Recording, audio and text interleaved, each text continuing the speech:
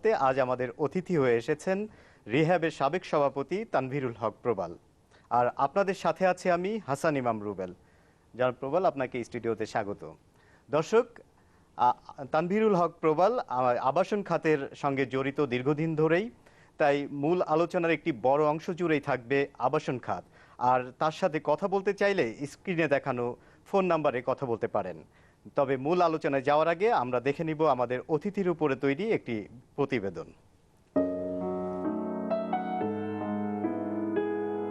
তানভীরুল হক প্রবাল সৃজনশীল উদ্যোক্তা ও সফল ব্যবসায়ী। বর্তমানে দায়িত্ব পালন করছেন আবাসন প্রতিষ্ঠান বিল্ডিং ফর ফিউচার লিমিটেডের ব্যবস্থাপনা পরিচালক হিসেবে। জন্ম 1963 সালের 29 অক্টোবর। শৈশব কৈশোরের প্রাণোচ্ছল সময়টা পার করেছেন রাজধানীর আরামবাগে। মতিঝিল গভর্নমেন্ট বয়েজ স্কুল থেকে 1978 সালে মাধ্যমিক আর 1980 সালে উচ্চ মাধ্যমিকের গণ্ডি শেষ করেন ঢাকা কলেজ থেকে।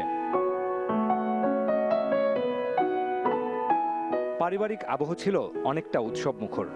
বাবা সঙ্গীত প্রেমী, বাজাতেন নানা বাদ্যযন্ত্র। মা ছিলেন কবি, আর ছোট বোন প্রতিষ্ঠিত গায়িকা।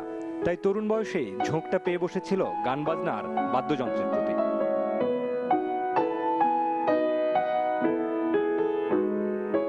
তবে আগ্রহের কমতি ছিল না পড়াশোনায়।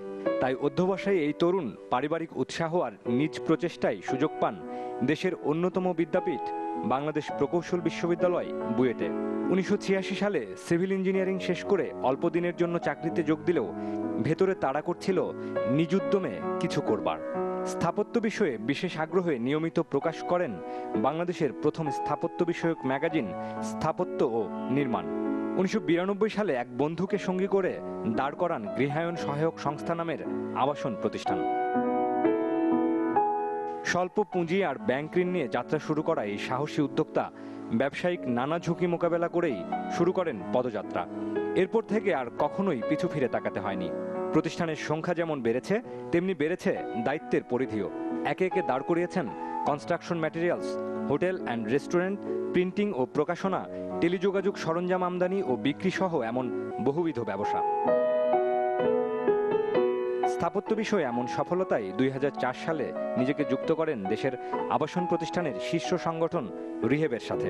2008 সালে রিহেবের নির্বাচিত সভাপতি হিসেবে দায়িত্ব পান তানভীরুল হক প্রবাল। দায়িত্ব পালনকালে আবাসন খাতের সম্প্রসারণে নিয়েছেন নানা উদ্যোগ। আবাসনের মতো এই বৃহত্তর খাতকে প্রবাসী কিংবা দেশের বাইরে তুলে ধরতে শুরু করেন আন্তর্জাতিক আবাসন মেলা। স্থাপত্যের সাথে আষ্টে পৃষ্ঠে জড়িয়ে থাকা সফল এই ব্যবসায়ী বিশ্বাস করেন রাজধানীকে এখনও ঝুঁকিমুক্ত পরিবেশ বান্ধব নগরীতে রূপান্তর করা সম্ভব। এজন্য প্রত্যাশা জানান বিকেন্দ্রীকরণ আর সরকারি বেসরকারি সমন্বিত উদ্যোগের। আর তা নিশ্চিত করা গেলে ঢাকা হতে পারে বিশ্বের অন্যতম সুন্দর নগরী।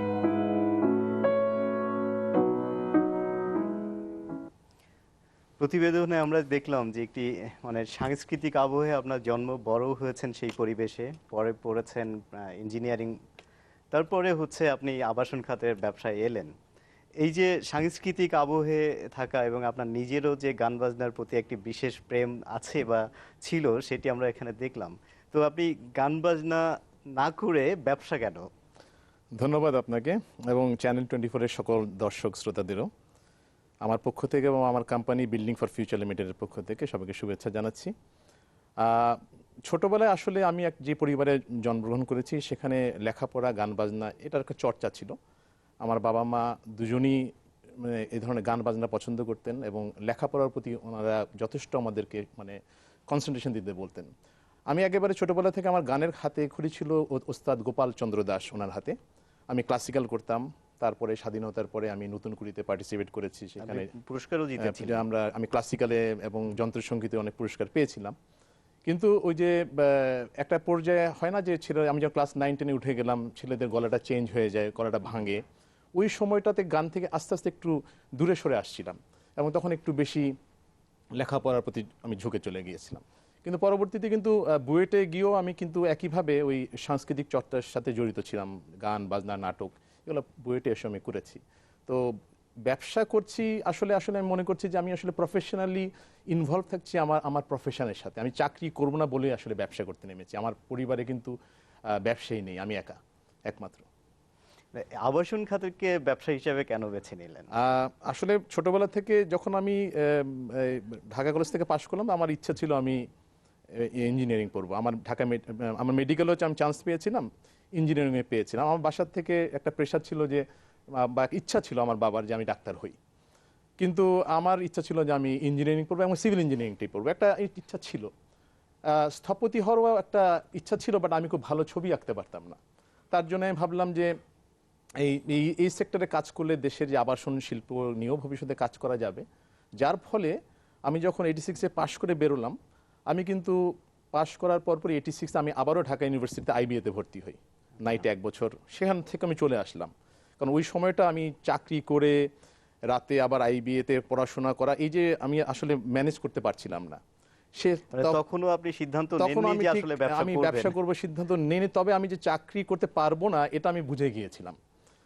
এর ভেতরে তখন আমি আইবিএটা এক পর্যায়ে ছেড়ে দিলাম। আমি কনসালটেন্সি করতাম, এক পর্যায়ে আমি একটা টেক্সটাইল মিল কনস্ট্রাকশনের সাথে জড়িত হয়ে পড়লে একটা কর্পোরেশন আমি জয়েন করলাম। প্রকৌশল বিশ্ববিদ্যালয়ে থাকা অবস্থায় আমার সিনিয়র বড় ভাই কাজী আনিসুদ্দিন ইকবাল রাফু, উনি স্থপতি, ওনার সাথে আমি তখন কাজ করতাম। আসলে কিছুটা রাজনীতির সাথে আমি জড়িত ছিলাম, বাম রাজনীতির সাথে কিছুটা জড়িয়ে পড়েছিলাম আমি বিশ্ববিদ্যালয়ে থাকা অবস্থাতে। এবং সেখানে যে আমি ছাত্র ইউনিয়ন করতাম। তো তখন আমাদের কিছু গানের গ্রুপও ছিল, নাটকের গ্রুপ ছিল। তো পাশ করার পরে আমার যিনি আমার পার্টনার, এখন ব্যবসায়িক পার্টনার রাফু ভাই, উনি বললেন যে তুমি চলে আসো, আমরা একসাথে কিছু একটা করি। আমি বললাম আমার কাছে তো কোনো টাকা পয়সা নেই, আমি কিভাবে শুরু করব। সেটা ধরেন আজ থেকে প্রায় 27, 28, 25 বছর আগের কথা বলছি আমি। তারপর আমরা প্রথম শুরু করলাম একটা পত্রিকা দিয়ে, স্থাপত্য ও নির্মাণ নামে আমরা একটা পত্রিকা প্রকাশনার কাজ শুরু করলাম, ত্রৈমাসিক। এবং পত্রিকা করতে করতে আমরা তখন বিভিন্ন কনস্ট্রাকশন সেক্টরকে আরও জানা শুরু করলাম, কারণ বুয়েট থেকে পাশ করে বেরিয়েই তো আপনি একদম প্রফেশনাল বুঝতে পারবেন না। তো প্র্যাকটিক্যাল ফিল্ড আমি বোঝার চেষ্টা শুরু করলাম। তখন আমি জানি না যে আমি রিয়েল এস্টেটে আসবো।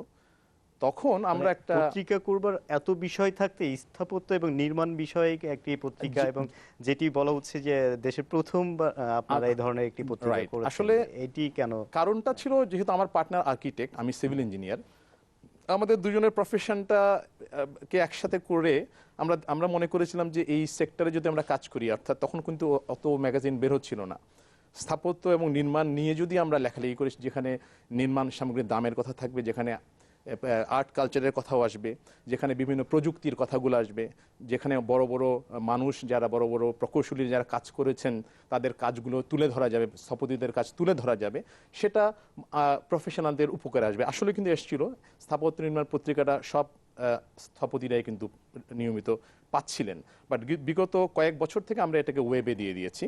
এখন আসলে ঠিক ওই প্রকাশনার আকারে না গিয়ে আমরা ওয়েবের মাধ্যমে আমরা কাজটা করি। এভাবে আপনার কাছ আসলে থেকে আবাসন খাতের আরো গল্প শুনবো, তার আগে একটি ছোট্ট বিরতি নিয়ে নিচ্ছি।